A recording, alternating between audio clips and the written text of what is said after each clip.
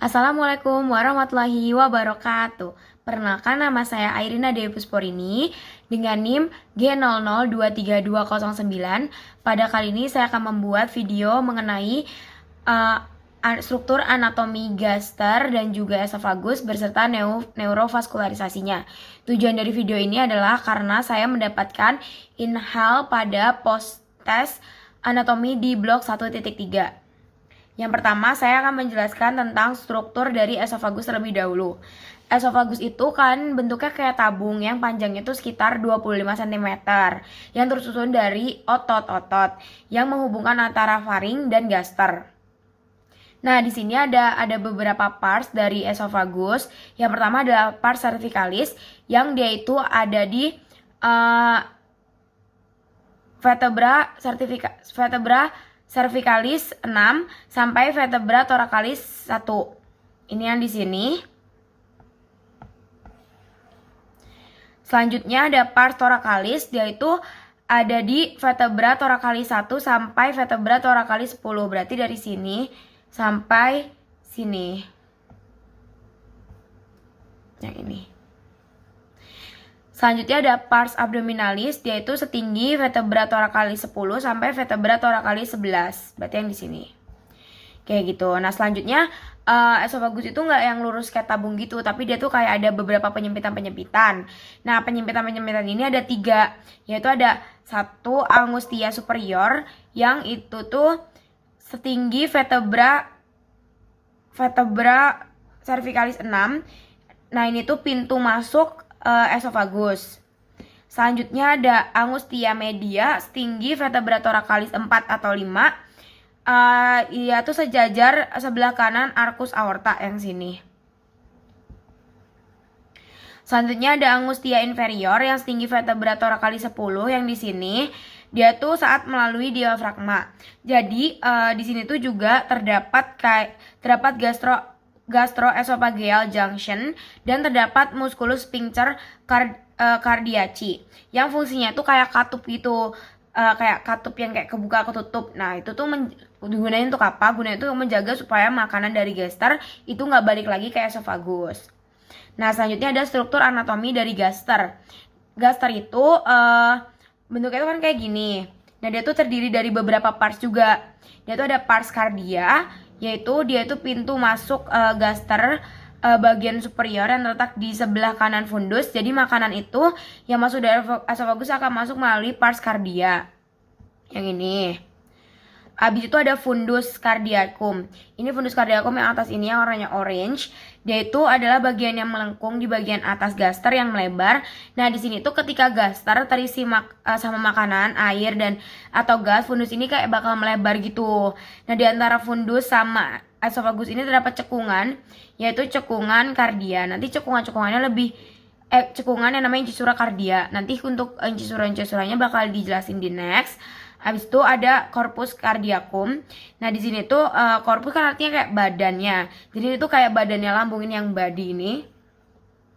Dan merupakan bagian yang paling besar yang letaknya itu ada di fundus dan atrium palyricum. Nah, habis itu ada pars pylorica yang ini. Pars pylorica ini kalau yang pars cardia itu pintu masuk, kalau pars pylorica itu kayak pintu keluarnya gitu loh. Yang bentuknya tuh kayak corong yang dibagi jadi 2. Ada artum polaricum sama canalis pyloricum. Yaitu kalau antrum pyloricum itu yang bagian yang ini. Ini tuh kayak antrum pyloricum tuh yang bagian yang lebar. Nah, ini kayak melengkung ke bawah gitu kan. Nah, melengkung ke bawah ini tuh nanti di sini adalah bagian yang paling sering terkena infeksi gaster. Nah, akibat bakteri yang ini Helicobacter pylori. Habis itu ada canalis pyloricum. Itu tuh dia lebih yang bagian yang lebih sempit. Pada canalis pyloricum ini terdapat musculus sphincter pylori yang mengatur pengeluaran makanan dari gaster untuk menuju ke intestinum. Nah, selanjutnya kan tadi dibilang ada incisura. Nah, incisura itu yang di sini nih. Yang pertama ada incisura kardia, dia tuh yang ini yang tadi dibilang. Yang kardia yang atas ini incisura kardia.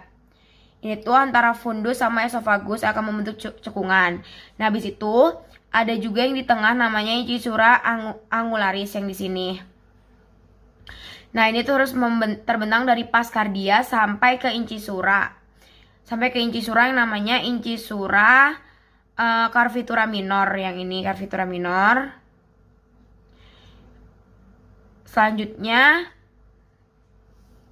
ada yang namanya carvitura mayor. Ini tuh yang di bawah. Gitu. Nah, selanjutnya kita lanjut ke neurovaskularisasinya. Nah, untuk neurovaskularisasinya sepertiga dari superior itu sama esophagealis sama arteri teloidae inferior. Ini tuh yang terus kalau yang sepertiga medianya yang tengah itu aorta descendens pars theorica. Terus yang ini sama bronchialis dextra ex sinistra. Terus kalau pars abdominalisnya itu sama arteri gastrica sinistra. Kayak gitu. Nah, selanjutnya kalau vena esophagus dia itu sepertiganya sama sepertiga superior itu sama vena thyroida inferior. Terus ini thyroida inferior. Selanjutnya yang sepertiga medianya yang tengah itu sama vena azygos. Ini yang ini. Azygos vein. Habis itu yang sepertiga inferiornya itu yang bawah sama vena gastrica sinistra yang ini. Oke, lanjut ke inervasi esophagus. Kalau inervasi esophagus dia itu ada yang simpatis sama parasimpatis. Kalau simpatisnya namanya trunkus sympathicus, kan simpatis berarti ada sympathicus dan nervus spleniccus kayak gitu. Nah, yang ini. Nah, kalau yang parasimpatis, pokoknya parasimpatis di bagian abdominalis itu banyak banget yang nervus vagus. Nih, nervus vagus. Ini tadi kan dan splan yang ini ya kan, yang simpatis. Dan nervus spleniccus, thoracicus major. Nah, habis itu ke neurovaskulasi gaster. Yang pertama ada arteri gastrik sinistra.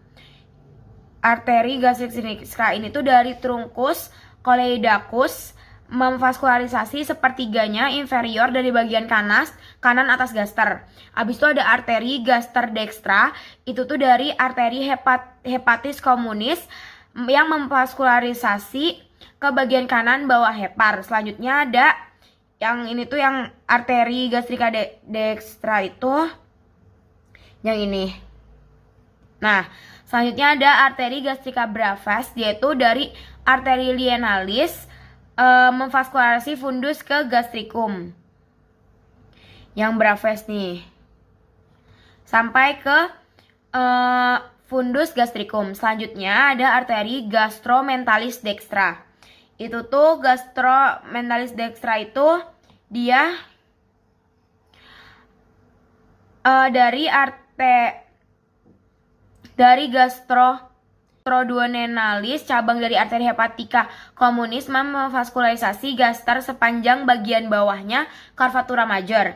Habis itu ada arteri gastrominalis sinistra yang ini, dia itu dari arteri lienalis pada hilum lienale memvaskularisasi gaster sepanjang bagian arteri curvatura major. Berarti yang sininya kan? Maaf. Yang sininya. Nah, habis itu ada arteri gastrika posterior. Ini yang ini. Dia itu dari arteri lienalis dan ini tuh jarang ditemukan. Habis itu gaster yang venanya, yaitu ada vena gastrika dextra ex sinistra. Dia itu bermuara langsung dari vena portae hepatis.